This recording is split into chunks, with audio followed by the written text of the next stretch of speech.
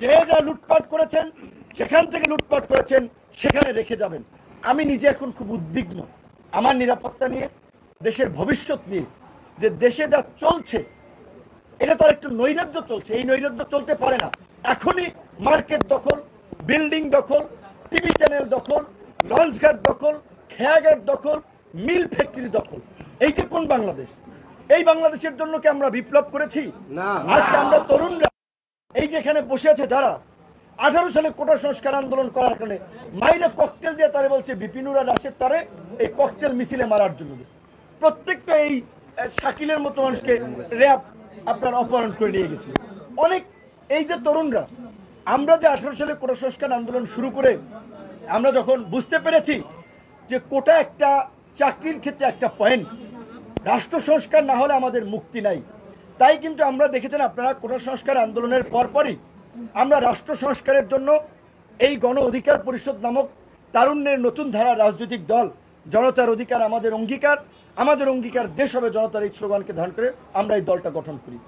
আমরা যদি 18-র পরে এই 24-এর যদি নির্বাচনে অংশগ্রহণ করতাম, অনেকের এমপি হওয়ার মতো আপনার ট্যাক্স ফাইল ছিল না, অনেকের বয়স হয় নাই।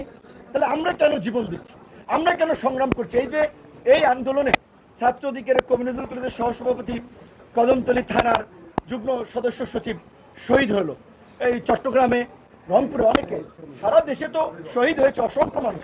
কিন্তু আমি বলছি আমরা কেন লড়াইটা করছি? ছাত্র জনতা, রাজনৈতিক দল তো 17 বছরে এই ফ্যাসিবাদের পতন ঘটাতে পারে নাই। ছাত্র জনতা, আম জনতা পতন ঘটিয়েছে। আর এখন আরেক দল লোক লুটপাট শুরু করে দিয়েছে। আমরা হুঁশিয়ারি দিয়ে উচ্চারণ করতে চাই, এই আওয়ামী ফ্যাসিবাদকে, এই 17 বছরের ফ্যাসিবাদকে আমরা উৎখাত করেছি। আজকের এই নব্য লুটপাটকারীদেরকেও আমরা কিন্তু বাংলার মাটিতে, যে যা লুটপাট করেছেন, যেখান থেকে লুটপাট করেছেন সেখানে রেখে যাবেন। এবং বিশেষ করে আমি অনতিবিলম্বে মহামান্য রাষ্ট্রপতিকে বলবো, আজকের মধ্যে অন্তর্বর্তীকালীন সরকারে কারা কারা থাকবে সেই বিষয়ে লিখিত সিদ্ধান্ত জানিয়ে দিন। অন্তর্বর্তীকালীন সরকার গঠন না হওয়াই কিন্তু আইন শৃঙ্খলা পরিস্থিতি এখন নিয়ন্ত্রণে নেই। একটা নৈরাজ্য চলছে, গার্মেন্টস জ্বালিয়ে দিচ্ছে, সোয়েটার ফ্যাক্টরি জ্বালিয়ে দিচ্ছে, ওষুধ কোম্পানি জ্বালিয়ে দিচ্ছে। এই ঔষধ কোম্পানিতে তো হাজার হাজার মানুষ কাজ করে, এই গার্মেন্টস ফ্যাক্টরিতে তো হাজার হাজার মানুষ কাজ করে। ওই ফ্যাক্টরি ধ্বংস হলে, পুড়ে গেলে ওই যারা কাজ করে শ্রমিকদের কি হবে? এই মানুষের রুটি রুজির কি হবে?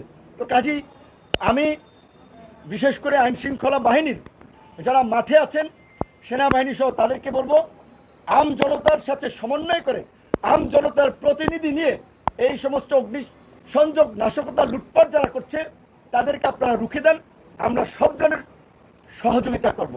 আমরা একটা দৈত্য দানব হটাইয়া আর একটা দৈত্য দানবকে ক্ষমতায় আনার জন্য, সরকারে বসানোর জন্য জীবন দেই নেই।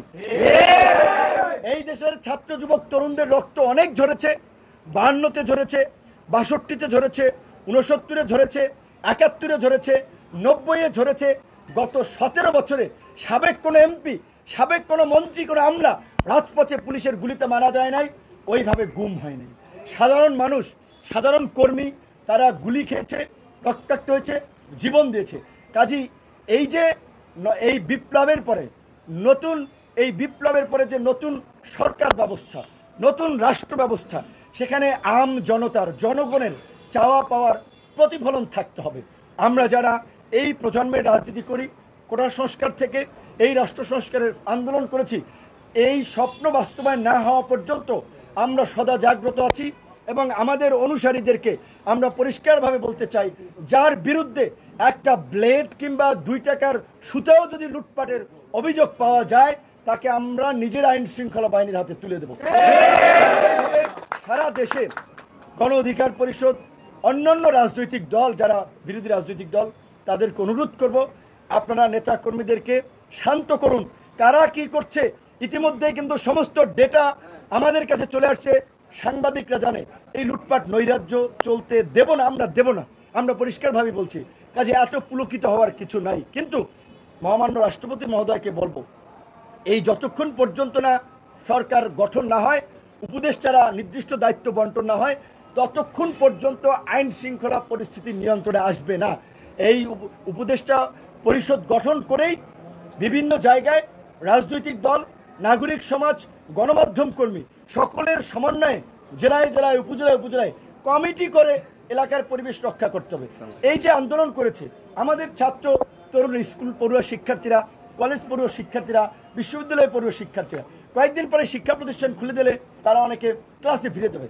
তাদের তো বছর বছর একেবারে আন্দোলন করা, রাজপথে থাকা সম্ভব নয়।